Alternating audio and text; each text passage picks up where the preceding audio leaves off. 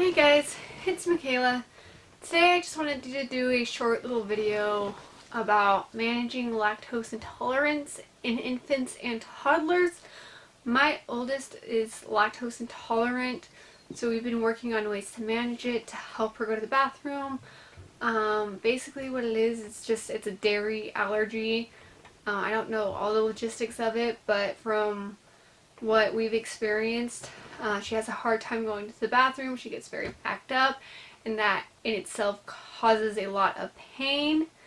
But anyway, we found out at 2 weeks old that she was lactose intolerant. We were breastfeeding. I was a new mom at the time. I did not know what I was doing.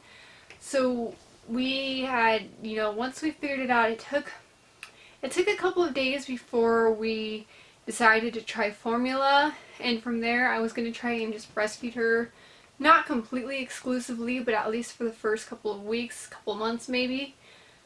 But from there we had started her about 3 or 4 days in. We'd finally gotten some formula. We decided, okay, let's just try this.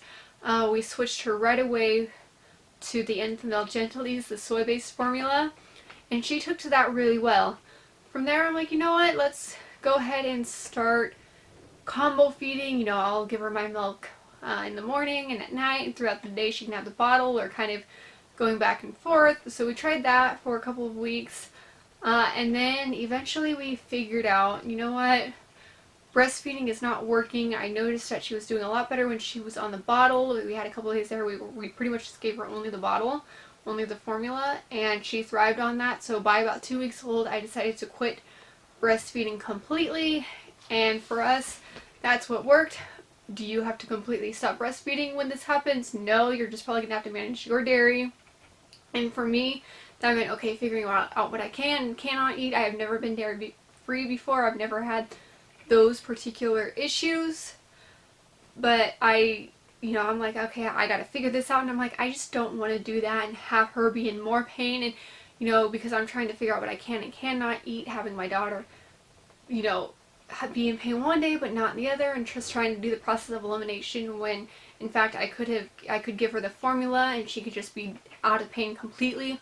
So that's what we gave her for the first year. I mean, same with the cereals and stuff like that. I believe we had her on oatmeal cereal. I'm not sure. I don't remember what kind of cereal it was, but I guess it really doesn't matter because both of them are dairy free. But just keeping her away from a lot of dairy. So that, I'm sorry, I'm looking down at my notes here. So that was the first year. I mean, we gave her all the normal fruits and vegetables. We didn't have to worry about anything like that, at least in the first year.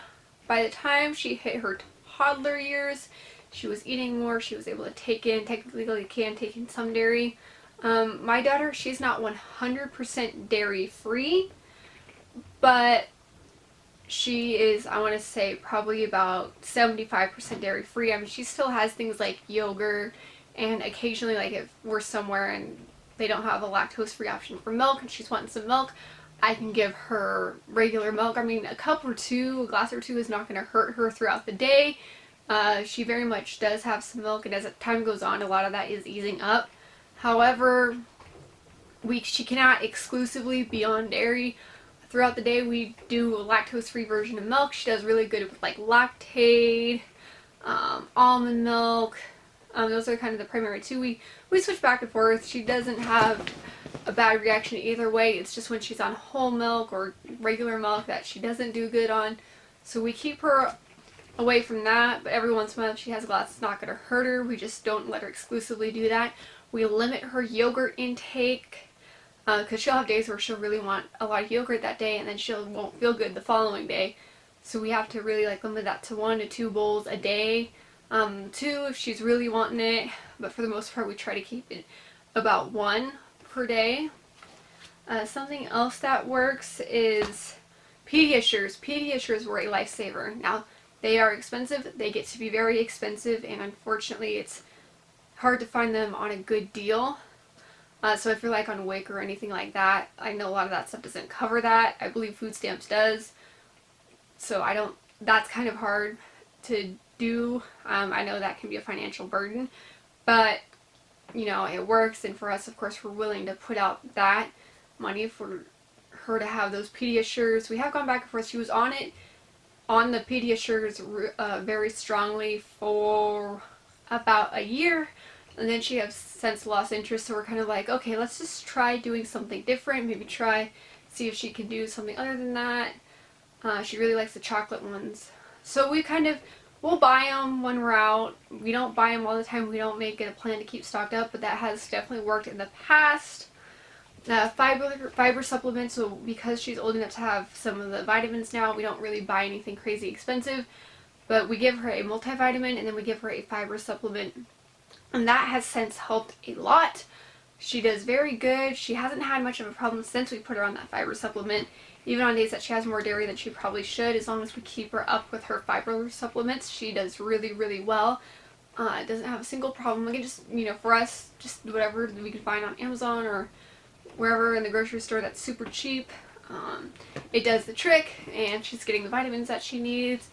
And I know it's really hard for kids to eat vegetables. She does like broccoli, so she eats a lot of broccoli, and I know that helps. So, unfortunately, toddlers and kids in general, probably you're not going to go ahead and eat all your high fiber healthy vegetables, but when when she'll do it, we definitely give it to her.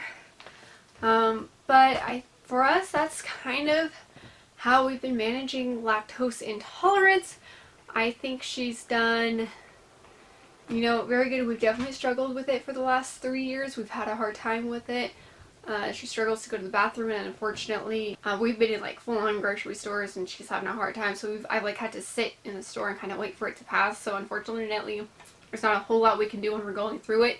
The best way that I figured it out, that we could figure it out, is just when she's had that dairy and she's having a hard time, we try to give her as much juice as possible, water, warm bath, whatever she'll let us do in the moment to try and ease that, try to comfort her the best we can. But unfortunately, it just kind of has to pass, and eventually she, it passes, she goes to the bathroom, she does what she needs to do. And then just making sure that we're trying to prevent it, so the best way really is just to do all the preventative steps, and that will keep the lactose down to a minimum. I understand that my daughter is not the worst she could be. I understand that there are people out there who are highly allergic to dairy, so she's not lactose free, but from what I have learned from helping her, it works. It's just you have to stay on top of it, and if breastfeeding for you, if that's what you want to stick to, then I could encourage you to go dairy-free yourself. But if that's not something, the Enfamil Gentle Ease, or no, not the Enfamil Gentle Ease, I said Enfamil Gentle Ease in the beginning. I did not mean that, although that could be an option. The Enfamil Prosobee, the Gentle Ease is what we're using for my youngest. But the Enfamil Prosobee, it's the green one, it's the soy-based formula. That is what we've been using, is what we used with her as a baby. And that has been a huge lifesaver. So Prosobee, not Gentle Ease, the green one. So that, honestly, huge lifesaver. Honestly, would I have done anything different in her infant years? No. I would not have. I personally would not have chosen to try to breastfeed again. I love my decision to have given her the formula that I did. It instantly relieved her of her pain. Another thing that works, I forgot to mention, as an infant, is Gripe Water. Gripe Water is great. It helps with gas pain. It helps with letting everything work through the way it needs to work through. It helped her go to the bathroom. It was really, really great, especially in her newborn stages that we had a really hard time.